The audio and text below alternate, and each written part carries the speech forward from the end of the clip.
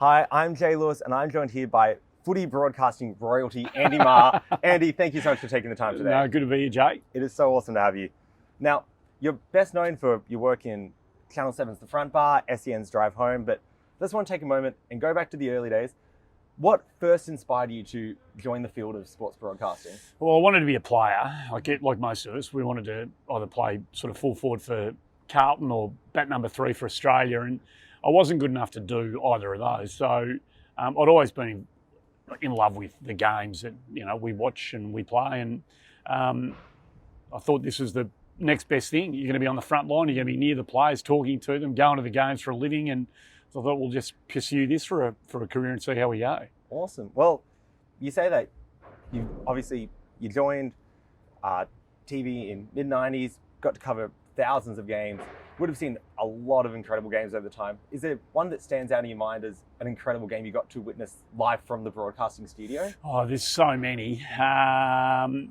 The elimination final of 2006, the Buddy game when he kicked the winning goal with about 15 seconds left was pretty amazing. It was the emerging Hawthorn team, the emerging Lance Franklin. I might have the year wrong.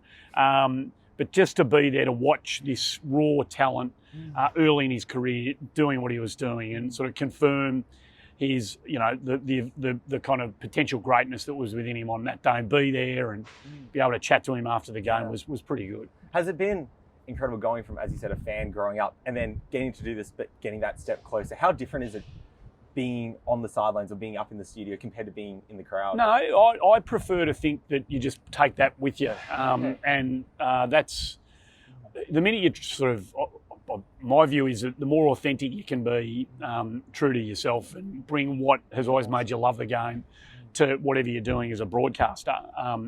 If you do that, you're in pretty safe ground. The minute you want to try and change things around and try and be something just because you're doing this job, I reckon you find yourself getting into a bit of trouble. So no, there's a natural crossover. Awesome. Yeah. Well, we talked about a couple of the highs. I want to ask about a couple of the lows. Righto. Is there ever been a moment you've been live on air and just everything has gone south really, really quickly? There's 1,000 of them when the early days when auto cues would jam and you do all that sort of stuff. So I now prefer not to. The less technology you can rely on, the better. I remember the first ever live cross I did was at the Fitzroy merger meeting, and it was at the Fitzroy Town Hall, and Tim Lane was throwing down to me. It was a show on Sports AFL back in the early days of pay TV, and the first word that I tried to say, just my mouth was so dry I couldn't speak, had no spit. I could not get the first word out. And I thought, that is a disaster. I went home and watched the replay, and it wasn't nearly as bad as I thought it was, but it felt like, that's it, I'm done. I'll never be in this position ever again. But it's never as bad as you think it is. Just wanted the ground to open up and swallow you whole in the moment. Pretty much, yep. Well, I want to quickly talk about a show that you're quite well known for at the moment, and that is The Front Bar. Yep. It's my favourite sports show on TV. I'm sure I'm not the only one who in the world who would say that. And I want to ask one of the tough questions. I want to ask the hard-hitting questions. Okay, right, I'm ready for it. Do you guys roster who wears the plaid shirts each week? Well, no, Pang will never wear them. Pang's sort of a view that if we're all wearing them, we look like a country western band, so he will always bring his own shirts in. Mickey's now rolling with, by and large, the Mick Doohan sort of inspired label, so I'm the one that wears the true, genuine flanny, and I'm very happy with what you've worn today. So thank you. I feel like I'm in my natural habitat with you. I'm going to be honest, I didn't even realise. I turned up in the car and realised, I'm just one of the members of the Front Bar now, aren't I? I feel like I've let you down a bit just wearing a T-shirt. Never. But, well, you say that was it intentional at the start? Yep. The Flannies, was that brought to you by producers? So the whole idea, and in the early days, was 3 blokes, no football pedigree between any of us, having the conversations that blokes have at the pub about footy, and that was the reason for the show. So the early days was just wear whatever you'd wear to the pub. Yeah, awesome. And I would spend most of my life in winter wearing flannies. So yeah. Was it always just going to be the 3 of you? Obviously you, Mick and Sam. Was it the 3 of you that came up with the idea, or were you approached for it? It was basically the Malloy's idea. It was an idea that we were kicking around years ago when we were doing a show on Channel 10 called Before the Game. Okay. And there was a sort of the genesis of an idea back in those days. But the Malloys are the ones who kind of really fleshed it out. Yeah. Well, obviously, if I'm correct in saying, it started it on just as a little 10-minute segment on a It did. Friday on It the did. AFL website.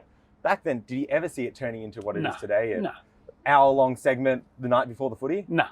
And Channel 7 have built a bar for us. So they've actually got a functioning That's bar. amazing. They've got the keg in there and the piping and the whole thing. So no one could ever imagine that it was going to be what it was. Yeah. What do you think has been one of the catalysts in turning it into that? Nostalgia. I think that people like the storytelling.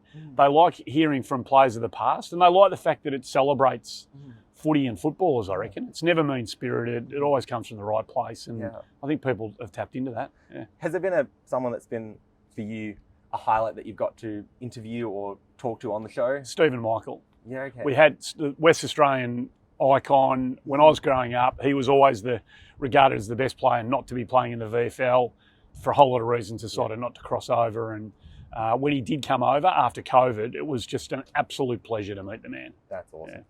Andy, I'm very sorry to say we are out of time. I could keep talking to you about that for hours. Thank you so much for joining us. You can catch Andy weekdays from 3 to 5:30 on SEN's Drive Home. Thank you so much for watching. We'll see you next time.